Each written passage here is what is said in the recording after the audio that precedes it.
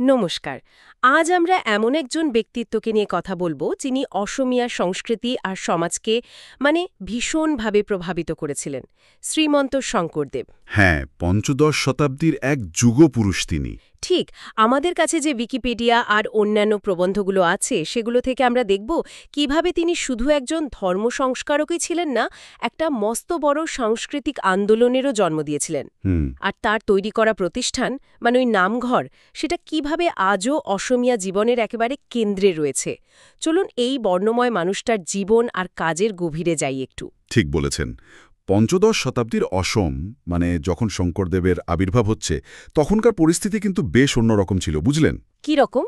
ধর্মীয় দিক থেকে যদি দেখি, অনেক রকম বিভেদ ছিল। নানা তান্ত্রিক আচার অনুষ্ঠান সেগুলোর খুব বারবারন্ত ছিল। বহু দেবদেবীর পুজো তো হতোই, এমনকি গাছ, সাপ, পাথর এগুলোরও পুজো চলত। ওহ, আচ্ছা।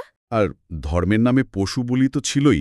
কিছু কিছু জায়গায় শোনা যায় নরবলির মতো ভয়ঙ্কর প্রথাও নাকি চালু ছিল। যেমন ওই সদিয়ার কেচাইখাতি মন্দিরের কথা জানা যায়।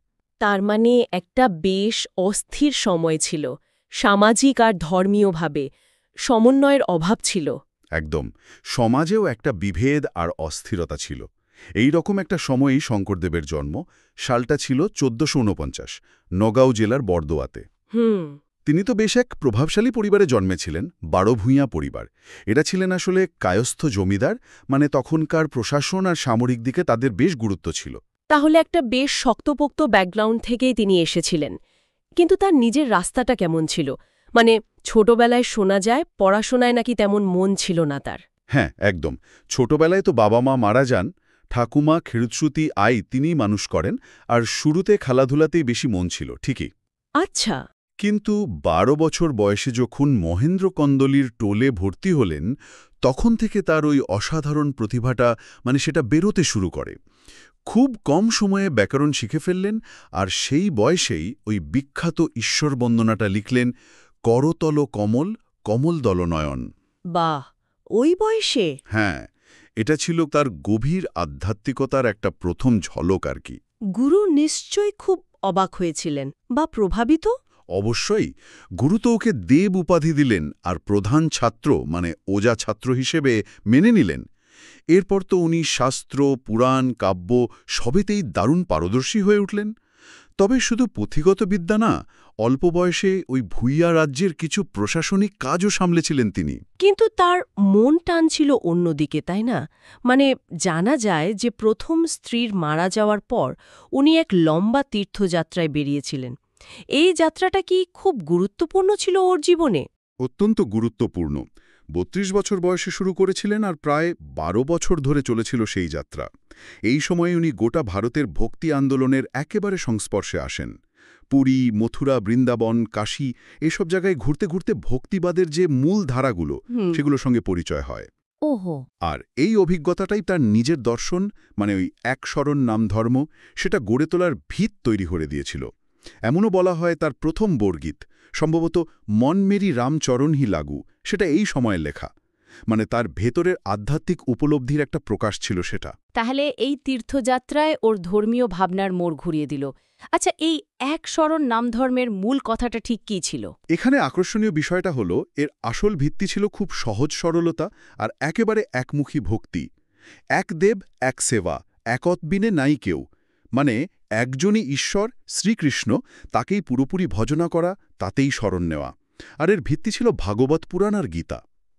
একে মহাপুরুষিয়া ধর্ম বা নববৈষ্ণব ধর্মও বলা হয়। তার কি তখনকার যে প্রচলিত পুজো আর্চা, যাগযজ্ঞ এসবের বিরোধিতা করেছিলেন তিনি? ঠিক সরাসরি বিরোধিতা হয়তো না, তবে উনি বলেছিলেন কি, মুক্তির জন্য এগুলোর কোনো দরকার নেই। ওই জটিল যাগযজ্ঞ, মূর্তি পূজা বা বলিদান, এগুলোর বদলে শুধু ঈশ্বরের নাম শোনা আর নাম গান করা, তাতেই মুক্তি সম্ভব। আচ্ছা। এই যে সরলতা, এটাই ছিল এর আসল শক্তি। এই জন্যই ধর্মটা একেবারে সাধারণ মানুষের কাছে পৌঁছে গিয়েছিল। কোনো পুরোহিত বা মধ্যস্থতাকারীর প্রয়োজন ছিল না। এটা একরকমভাবে আধ্যাত্মিক গণতন্ত্রায়ন বলা যেতে পারে, তাই না? আর এর সামাজিক প্রভাব, তখনকার দিনের ওই জাতিভেদ প্রথার প্রেক্ষিতের কি প্রভাব পড়েছিল? প্রভাবটা ছিল এক কথায় বৈপ্লবিক। শঙ্করদেব জাতিভেদ, অস্পৃশ্যতা, জীবহিংসা এগুলোর ভীষণ বিরোধী ছিলেন। তার ওই বিখ্যাত কথাটা তো আছেই, কুকুর শ্রীগাল গর্ধবর আত্মারাম, জানিয়া সবাকো পরি করিবা প্রণাম। মানে মেন কুকুর, শেয়াল বা গাধা এদের সবার মধ্যেই সেই একই ঈশ্বর আছেন, তাই সকলকেই প্রণাম করা উচিত। এই ভাবনা থেকেই উনি সমাজের তথাকথিত নিচু জাতের মানুষ, এমনকি নগা, গারো, মিরি খাসি বা মুসলমান সবাইকেই তার ধর্মের ছায়ায় আশ্রয় দিয়েছিলেন। পঞ্চদশ শতকে দাঁড়িয়ে এই রকম কথা বলা, এটা তো রীতিমতো সাহসের ব্যাপার। এর জন্য নিশ্চয়ই অনেক বাধা এসেছিল। হ্যাঁ, উৎসগুলোতে হয়তো সরাসরি সংঘাতের খুব বিস্তারিত বিবরণ সবসময় পাওয়া যায় না, কিন্তু এটা তো বোঝাই যায় যে তখনকার ধর্মীয় বা সামাজিক যারা ক্ষমতায় ছিল তারা এই নতুন সরল ধর্মমত আর সামাজিক সাম্যের ধারণাটাকে অত সহজে মেনে নেয়নি। সেটাই স্বাভাবিক। তবে ওর দর্শনের শক্তি আর জনপ্রিয়তা হয়তো অনেক বাধাকে পেরোতে সাহায্য করেছিল। উনি আরও একটা খুব জরুরি কথা বলেছিলেন যে গার্হস্থ্য জীবন পালন করেও ঈশ্বরকে পাওয়া সম্ভব। গৃহী আর সন্ন্যাসীর মধ্যে কোনো ভেদ রাখেননি তিনি। ওর জীবনে আর একটা খুব গুরুত্বপূর্ণ ঘটনা হল মাধবদেবের সঙ্গে দেখা হওয়াটা, যেটাকে মণিকাঞ্চন সংযোগ বলা হয়। ব্যাপারটা কি ছিল একটু বলবেন? ওটা একটা অসাধারণ ঘটনা। মাধবদেব ছিলেন তখনকার এক মস্ত বড় শাক্ত পণ্ডিত।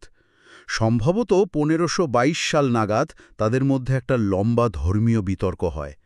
ঘণ্টার পর ঘণ্টা তর্ক চলেছিল। তাই নাকি? হ্যাঁ, আর সেই তর্কের শেষে মাধবদেব শঙ্করদেবের যুক্তি আর দর্শনে এতটাই প্রভাবিত হন যে উনি ওর শিষ্যত্ব গ্রহণ করেন। ভাবুন একবার, দুটো ভিন্ন ধারার শীর্ষস্থানীয় পণ্ডিতের এমন মিলন। এই যোগাযোগের ফলে শঙ্করদেবের আন্দোলন একটা নতুন গতি, নতুন শক্তি পেয়েছিল। এই যে এত শক্তিশালী দর্শন, এটাকে সাধারণ মানুষের কাছে পৌঁছে দেবার জন্য উনি তো শুধু ধর্মকথা বলেননি, সংস্কৃতির নানা দিককেও ব্যবহার করেছিলেন। এখানেই তো ওর সাহিত্য, সঙ্গীত, নাটকের অবদানের কথা আসে, তাই না? একদম ঠিক। এখানেই শঙ্করদেবের প্রতিভার আর একটা দারুণ দিক খুলে যায়। উনি বুঝেছিলেন তথ্যকথা যদি সাধারণ মানুষের কাছে পৌঁছতে হয় তাহলে সেটা তাদের ভাষায়, তাদের চেনা ভঙ্গিতে বলতে হবে। তাই উনি ব্রজাবলী বলে একটা ভাষা তৈরি করলেন। এটা ঠিক কথ্য ভাষা না হলেও বেশ সহজবোধ্য ছিল। আসাম আর তার আশপাশের অঞ্চলের মানুষ সহজেই বুঝতে পারত। আর ওর লেখা ওই কীর্তন ঘোষার কথা তো খুব শোনা যায়। কীর্তন ঘোষা তো অসমীয়াদের কাছে প্রায় ধর্মগ্রন্থের মতো, বুঝলেন? ওটা ওর মূল দার্শনিক চিন্তা আর ভক্তিতত্ত্বের একেবারে সার। আর একটা আশ্চর্য লেখা হল গুণমালা। হ্যাঁ, শুনেছি, এক রাতে লেখা। হ্যাঁ, বলা হয় কোচ রাজা নরনারায়ণের অনুরোধে উনি নাকি মাত্র এক রাতেই ভাগবতের মূল কথাগুলো সংক্ষেপে ওই কাব্যে লিখে ফেলেছিলেন। এছাড়াও উনি ভাগবত পুরাণ, রামায়ণের উত্তরকাণ্ড এসব অনুবাদ করেন, নিজে কাব্য লেখেন। ওর লেখার মূল উদ্দেশ্যই ছিল ভক্তিতত্ত্বকে সহজ করে মানুষের কাছে নিয়ে যাওয়া। সঙ্গীতে ওর অবদান তো বরগীত, তাই না? এগুলোর বিশেষত্ব কি ছিল? বরগীতগুলো ঠিক সাধারণ ভক্তিগান নয়, এগুলো খুব উঁচু দরের আধ্যাত্মিক ভাবনার গান আর শাস্ত্রীয় সঙ্গীতের রাগরাগিনীর ওপর ভিত্তি করে তৈরি। উনি হয়তো অনেক বরগীত লিখেছিলেন, যদিও এখন সবগুলো পাওয়া যায় না। এই গানগুলোর মধ্যে দিয়ে উনি গভীর আধ্যাত্মিক অনুভূতি প্রকাশ করেছেন। তাছাড়া উনি ভটিমা, টোটয়, চপয় এরকম নানা ধরনের গীত লিখেছেন, আর খোল, তাল এইসব বাদ্যযন্ত্রের প্রচলন করেন, যেগুলো আজও আসামের ধর্মীয় সঙ্গীতে অপরিহার্য। আর নাটক, ওই অঙ্কিয়া নাট বা ভাওনা, এগুলোর কথা শুনতে খুব ইচ্ছে করছে। এগুলো কি শুধু মনোরঞ্জনের জন্য ছিল নাকি অন্য কোনো উদ্দেশ্যও ছিল? উদ্দেশ্য আসলে মূলত ধর্মপ্রচার। অঙ্কিয়া নাট তখনকার সময়ের তুলনায় একটা দারুণ নতুন জিনিস ছিল। ধরুন, ওর প্রথম নাটক চিহ্নযাত্রার কথা। হ্যাঁ, সেখানে নাকি পটচিত্রে আঁকা দৃশ্য ব্যবহার করা হয়েছিল, তার সাথে নাচ আর গান ছিল। ভাবুন, অনেকটা আজকের মাল্টিমিডিয়া প্রেজেন্টেশনের মতো। বাহ, দারুণ তো। হ্যাঁ, যাতে নিরক্ষর মানুষও ধর্মীয় গল্প বা তত্ত্বকথা সহজে বুঝতে পারে, সেই জন্যই এই নাটকের আঙ্গিকটা তৈরি করা। কালীয় দমন, রুক্মিণী হরণ, রাম বিজয় এগুলো সবই খুব জনপ্রিয় অঙ্কিয়া নাট। আর এই অঙ্কিয়া নাটকের যে অভিনয়ের রূপ, সেটাই হলো ভাওনা। ভাওনার একটা খুব গুরুত্বপূর্ণ চরিত্র হলো সূত্রধার। উনি পুরো নাটকটা পরিচালনা করেন, আবার দর্শকদের বুঝিয়েও দেন। আচ্ছা। এই ভাওনার জন্য উনি আবার মুখা শিল্প মানে মুখোশ তৈরির শিল্পেরও উন্নতি ঘটান। নানা চরিত্রের জন্য নানা রকম মুখোশ, বড় মুখা, লোটোকরি মুখা এগুলো তৈরি হতো। আজও চামগুড়ি সত্রর মতো জায়গায় এই শিল্পটা টিকে আছে। এই যে এত সৃষ্টি, সাহিত্য, সঙ্গীত, নাটক, শিল্প, এই সব কিছুর চর্চাটা কোথায় হতো? এইখানেই কি ওই সত্র বা নামঘরের ভাবনাটা আসছে? ঠিক ধরেছেন। এই সমস্ত ধর্মীয়, সামাজিক, সাংস্কৃতিক কাজকর্মকে একটা জায়গায় ধরে রাখার জন্য শঙ্করদেব এক নতুন ধরনের প্রতিষ্ঠান তৈরি করলেন। এগুলোই সত্র আর নামঘর নামে পরিচিত হল। উনি বরদোয়াতে প্রথম নামঘর তৈরি করেন, পরে পাটবাউসী, মধুপুরের মতো জায়গায় বড় বড় সত্র গড়ে ওঠে। এই সত্রগুলো কিন্তু শুধু মঠ ছিল না, এগুলো হয়ে উঠেছিল অসমীয়া সংস্কৃতি, শিক্ষা, কলাচর্চার একেবারে প্রাণকেন্দ্র। আর আজও সেগুলো খুব গুরুত্বপূর্ণ। তাহলে নামঘর বলতে ঠিক কি বোঝায়? এটা কি শুধু প্রার্থনার জায়গা? যদি আমরা এটাকে বৃহত্তর চিত্রের সাথে যুক্ত করি, দেখব নামঘর তার থেকেও অনেক বেশি কিছু। হ্যাঁ, এটা অবশ্যই একসঙ্গে উপাসনা করার জায়গা, নাম কীর্তন হয়, ধর্ম নিয়ে আলোচনা হয়, কিন্তু তার সাথেই এটা ছিল গ্রামের মানুষের মেলামেশার জায়গা, সাংস্কৃতিক অনুষ্ঠানের মঞ্চ, যেমন ভাওনা হতো, গান, বাজনা, পুঁথিপাঠ এসবও হতো। তার মানে একটা কমিউনিটি সেন্টারের মতো? একদম। এক কথায় নামঘর ছিল একই সাথে ধর্মস্থান, কমিউনিটি হল, আবার গ্রামের ছোটখাটো বিচার বা সমস্যা মেটানোর জায়গাও ছিল। এমনকি এক ধরনের গণতান্ত্রিক ব্যবস্থাও ছিল, যেখানে গ্রামের লোক একসঙ্গে বসে আলোচনা করে সিদ্ধান্ত নিত। বাহ! এটা শিক্ষা আর সংস্কৃতির প্রসারে যেমন সাহায্য করেছে, তেমনি সমাজে ঐক্য আর সাম্য আনতেও এর বিরাট ভূমিকা। আসামের প্রায় প্রত্যেকটা গ্রামে আজও নামঘর দেখা যায়।